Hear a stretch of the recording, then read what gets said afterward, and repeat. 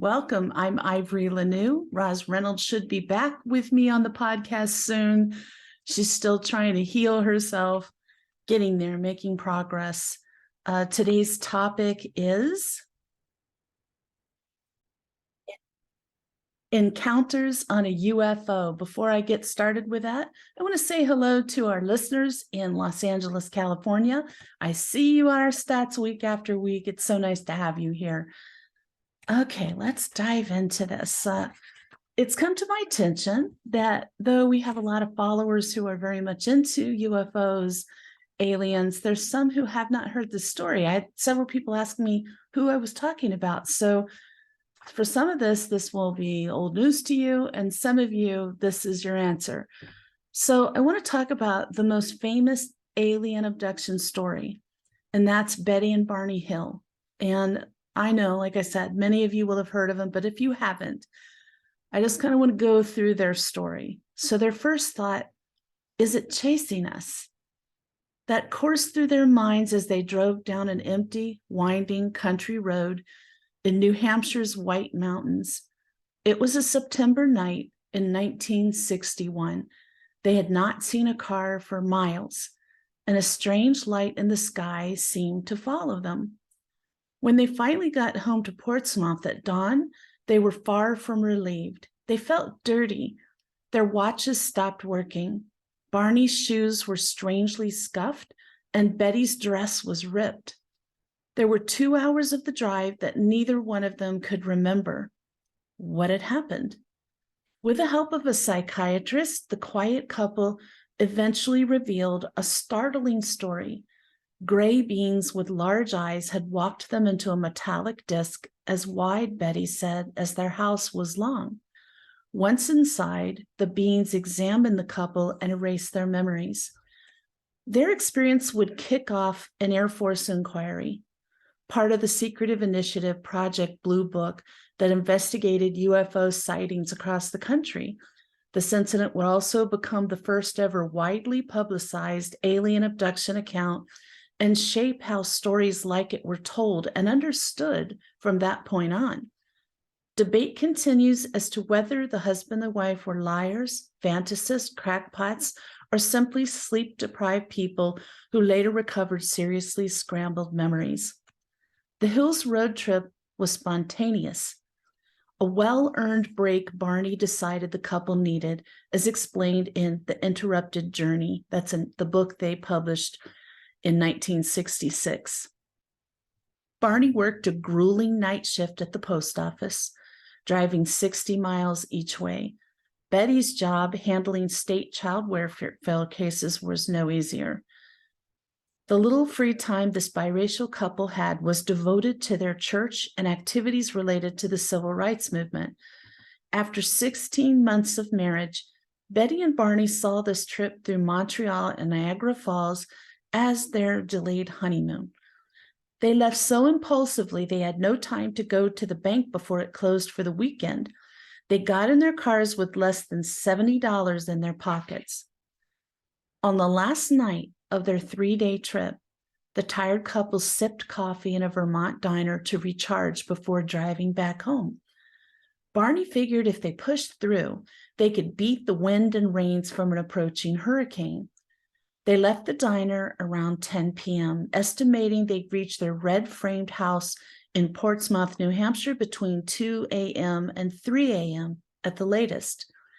As they drove, strange light in the sky gave another reason to hurry.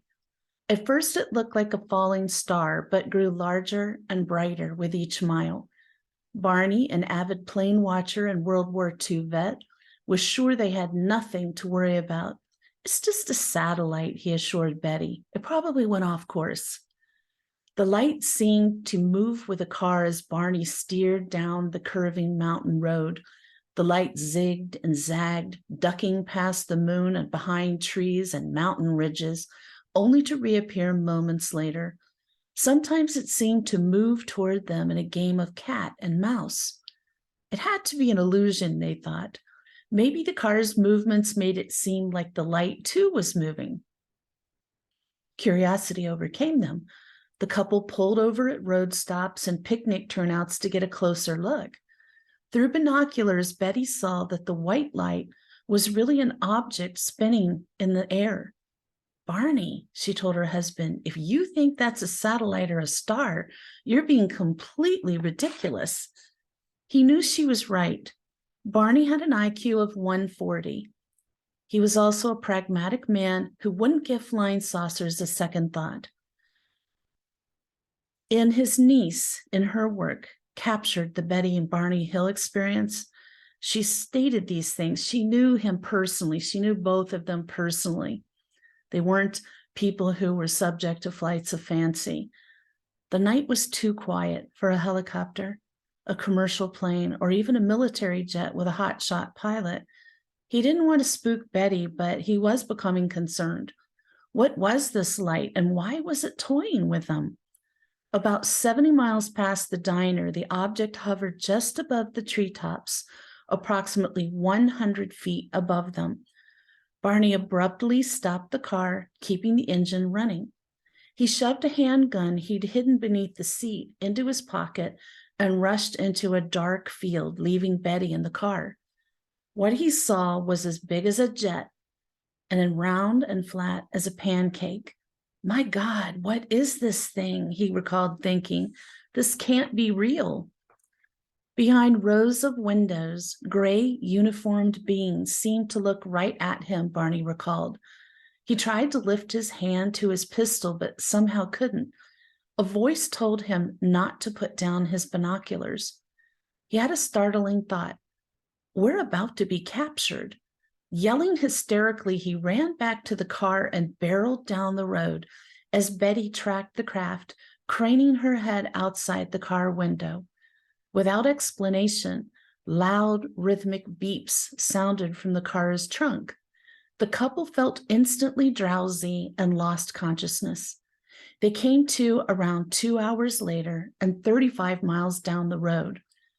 Back home in Portsmouth, they tried to make sense of the night. Barney felt compelled to examine his body's lower half. Both seemed aware of a puzzling presence. In the weeks and months after this happened, Betty, who was an avid reader, checked out books from the library, discovering the civilian UFO group National Investigations Committee on Aerial Phenomenon. She also reported the sighting to the Air Force, worried about they'd been maybe exposed to radiation. In coming years, with Betty suffering from disturbing dreams and Barney developing an ulcer and anxiety, the couple sought mental help. The two met with Benjamin Simon, a psychiatrist and neurologist who specialized in hypnosis, a mainstream technique at the time. Through months of weekly sessions, Simon helped the couple piece together what they think had happened. A vessel had landed on the Hill's car, putting them to sleep. Afterward, gray beings walked them up a long ramp and into the spacecraft. Once inside, the Hills were separated, taking turns in an examination room that had curved walls and a large light hanging from the ceiling. Each was asked to climb up on a metal table. The table was so short, Barney's legs hung over the side. During the examinations, the beings removed Betty and Barney's clothes, plucked strands of their hair, took clippings of their nails, and scraped their skin. Each couple was placed on a clear material, not unlike a glass slide. Needles connected to long wires probed their heads, arms, legs, and spines. One large needle around 4 to 6 inches long was inserted into Betty's belly. This pregnancy test left her twisting in pain. Throughout, a being Barney and Betty called the leader watched from the side. After Betty's examination ended, the beings rushed back into her room excited. They discovered that Barney's teeth could be removed.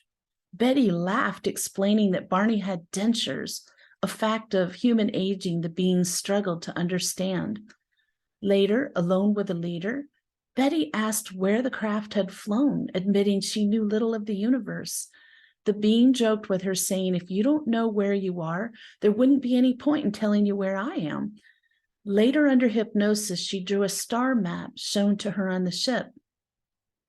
In 1965, the Hills story was picked up by a Boston newspaper. After that, everything changed. The quiet couple's story became the subject of a best-selling book and a movie starring James Earl Jones. The upstanding civil servants had become celebrity abductees, and that was true the rest of their lives. And sadly, Betty passed away this year. So she gave a lot of interviews. Both of them gave a lot of interviews, went to a lot of events, talked about their experiences, which I think is just so amazingly helpful to everyone who's also experienced things and everyone interested in this. I'm just so glad people are interested like that. I want to talk about another one. This is the Travis Walton story. And I have to preface this by saying spent a lot of time with one of the loggers who was part of this event. And I had very lengthy conversations with him about his experience. And though, yeah, he's rough around the edges, he was extremely credible and he was clearly traumatized. So, with that being said, on November 5th, 1975, a 7-person logging crew drives home after a long workday in the Apache Sitgreaves National Forest. This is in Arizona, by the way, when they suddenly encounter a UFO. One of the men, 22-year-old Travis Walton, gets out of the truck to investigate. His crewmates are horrified when they witness a bolt of blue light flash from the alien ship that knocks Travis to the forest floor. Fearing Travis dead, the crewmates flee back to town and call the sheriff. When a search of the area turns up no sign of Travis, puzzling questions arise. Was Travis truly abducted by aliens? Did one of the coworkers murder Travis or have something to do with his disappearance and just concoct the UFO story to cover their tracks? The 6 crewmen did pass polygraph examinations, but rumors persisted. The Walton story became an international media sensation and pushed the residents of rural Snowflake, Arizona to the brink. I'm going to tell you, this is a lovely little town. When I sang with a band, we performed there. Lovely little town, mostly Mormons, very pretty little, extremely remote community. So keep that in mind, that it is extremely remote. Years later, the film Fire in the Sky brings awareness to this story and to a whole new group of UFO investigators. They uncover physical evidence that may prove alien visitation of planet Earth.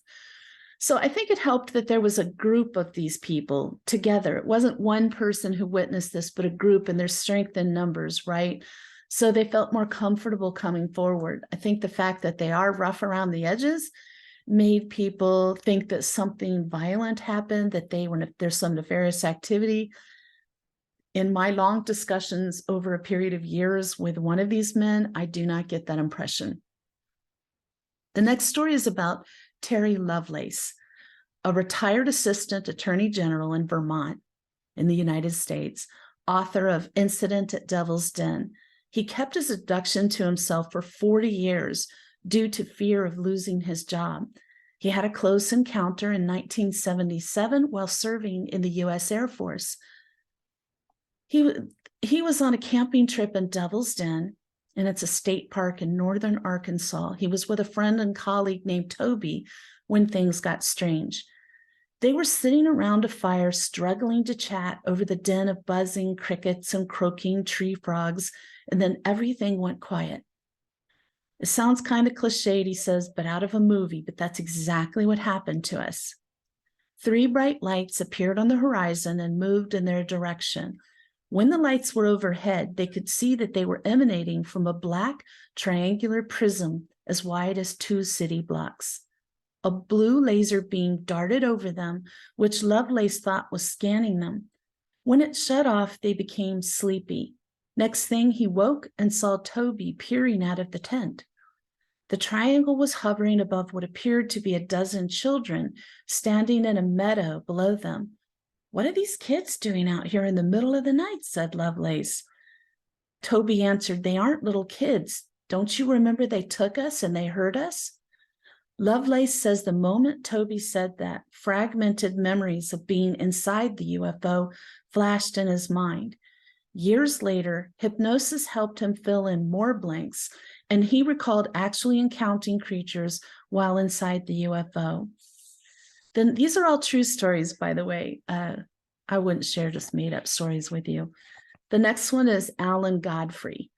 On a windswept and wet West Yorkshire evening in November 1980, Godfrey was in hot pursuit of a herd of escaped cows on a housing estate. Instead of cows, he stumbled across a giant levitating diamond that would change the course of his life. Godfrey's close encounter with this UFO went viral worldwide and transformed that whole area into Britain's Roswell. Godfrey, a no-nonsense Yorkshireman born and raised in Oldham, is long retired from the force, but he still recalls the events of that night when he came face to face with this peculiar object, a diamond-shaped aircraft hovering 5 feet off the ground and spinning on its axis. He just had time to sketch the UFO on his notepad before he was blinded. In his next moment of conscious awareness, he was sitting in his patrol car. The UFO was gone. I got out of the car, looked at the road surface, and it was like a whirlpool, he says. The UFO's rapid revolutions had rearranged the dead leaves, twigs, and other debris into an autumn-themed spiral. In the aftermath of his encounter, he had visits from the Ministry of Defense, correspondent from a Russian scientist, and interest from the world's press. He even underwent hypnosis to uncover memories of his abduction. Godfrey was ridiculed for years. Many who claim to have encounters with UFOs are reluctant to go on the record for fear of the same treatment, but things are changing, thank goodness. I'm going to talk a little bit about my experiences. I don't share this with just anybody. I have clear memories of being in a UFO back to being age 3 or 4, of seeing one kind of above us where my sister and my dad would mow a spiral in this field in Urbana, Maryland, and my sister and I would play in the middle. And I have memories of looking down in a window and seeing my little sister looking up and waving, and I'm going straight up until she disappears and I see the earth. So, I just never really thought about that. I never thought about what that perspective meant for a very long time. My experiences increased as I got older. I will say also in Maryland, we lived right on the edge of the Appalachian Mountains, overlooking this field that I found out later is kind of infamous for UFO activity. And I remember seeing a UFO would appear on the horizon, and it would get really big and come right up to my window, and then I'd wake up in the morning. And sometimes I'd wake up and my feet were wet and muddy, and I had no idea what was going on, no clue. Didn't have any. My parents, my family are really conservative. When I tried to bring these things up, they just really didn't have. They wasn't in their wheelhouse. Let's just say that. They weren't mean about it. Just wasn't in their wheelhouse. So later, I went for hypnosis because I had night terrors. And in the midst of hypnosis, I had this absolutely out of the blue experience, like I'm in it, living it, where I'm in my nightgown my mom had made for me. I remember it really well. And I walked across the street from my house, that same house, down into this field that I mentioned. And this craft is above me, and there's a circular blue light that shines down on me, and then I'm lifted off my feet. And I, even under the hypnosis, I feel like I'm shaking. I felt very unstable. I felt scared. I don't like heights, and I didn't know what was going on. And that was back, living the memories. So I really continued having a lot of things happening, just a lot of experiences with beings coming to me, not remembering what's happened on the ship, but things happening in my homes.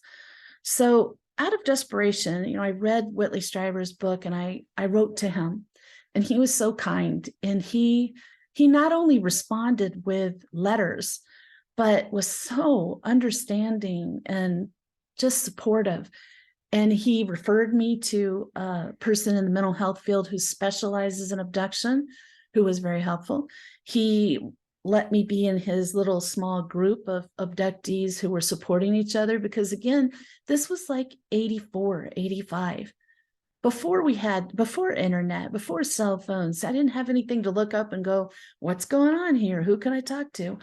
So all this was done through the mail, through snail mail. Yes, I'm dating myself. So what?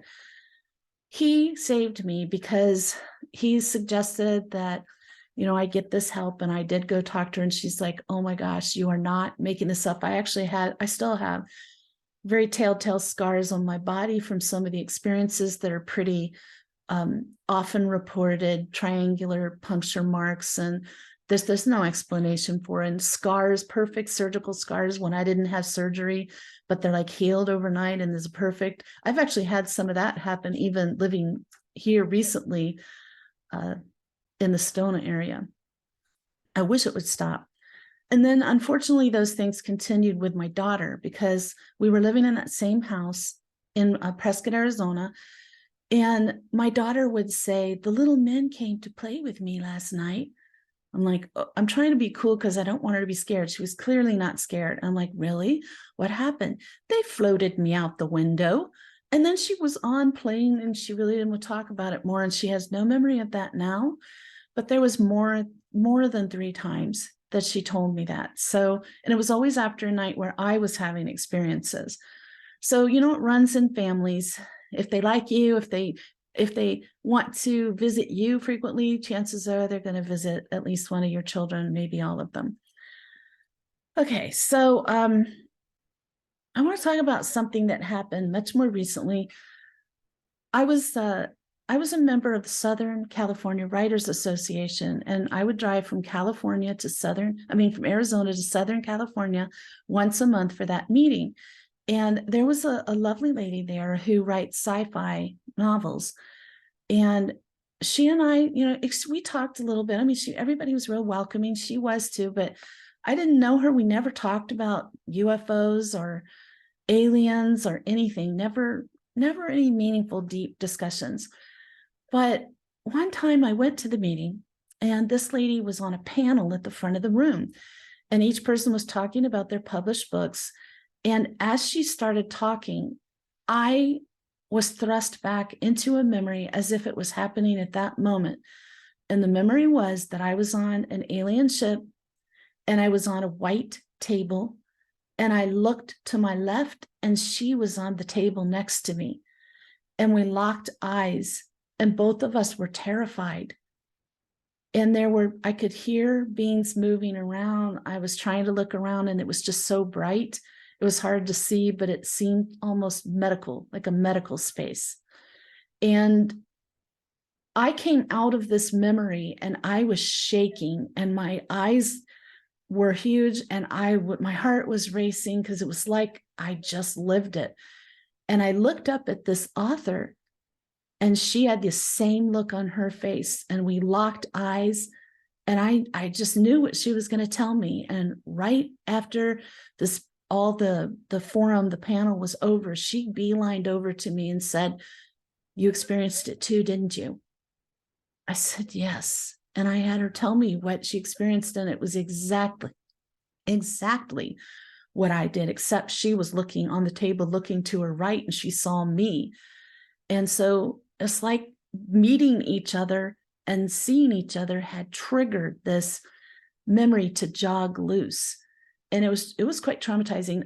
It kind of freaked me out, but it was so upsetting to her. Like, we did exchange some emails talking about it. And then she said, "I'm sorry, I can't talk about this anymore. I can't sleep. I'm going to try to bury this memory." And so she didn't want to talk about it anymore. And I understood. I completely understood. And I'm lucky because I moved to Sedona, where there's a lot of people who are okay with talking about UFOs and aliens, and they're open and they want to hear your story. They have their own experiences. And so it's not so alienating. But I wanted to share that with you because there's a lot of people who have bad things, negative things to say about finding out memories and hypnosis, or, like spontaneous memories. But it was so real. And for both of us to have the exact same memory, I don't think we could fake that. I don't think that could be induced by hypnosis. We didn't live in the same state. We had no similar friends. We didn't see the same doctor. I wasn't seeing any doctor. How does that happen? So anyway, I want to say I did not share my memories with anyone for a very long time. I was in the mental health field, and my last position was pretty much director of mental health. That's what I did for the county. And if I had told them these experiences, I would have been getting a psychiatric evaluation and probably put in an inpatient unit, or deemed schizophrenic, or having some hallucinatory disorders. So I kept it to myself. And I just came to a place where I couldn't do it anymore. I couldn't do it. I felt like, you have these experiences in life because other people need to hear about it. Other people have had similar experiences. Other people are hurting. They're lonely. They're keeping it to themselves. And I just think there's value in sharing these. So, I think it's important, whether you believe in UFOs and aliens or not, to just keep an open mind and at least listen and be compassionate with people who have had experiences, because it is extremely traumatizing. There's very few people who have it and go, oh, goody, goody, I've been waiting for this. Now, the experiences I have with beings now are a very different kind of being and a very different kind of experience. And I don't mind it a bit, but we're talking about something different here. So for everyone who tells you these people are attention seekers looking for fame and fortune, I would say, what fame? What fortune? Who outside the UFO community has heard of Alan Godfrey or Terry Lovelace? Who? That's right. All that happens is people getting ridiculed. It can hurt your reputation, hurt your profession, hurt your relationship. So, there's nothing to be gained except for helping the other people who've experienced it. And I think that's important enough to consider doing it.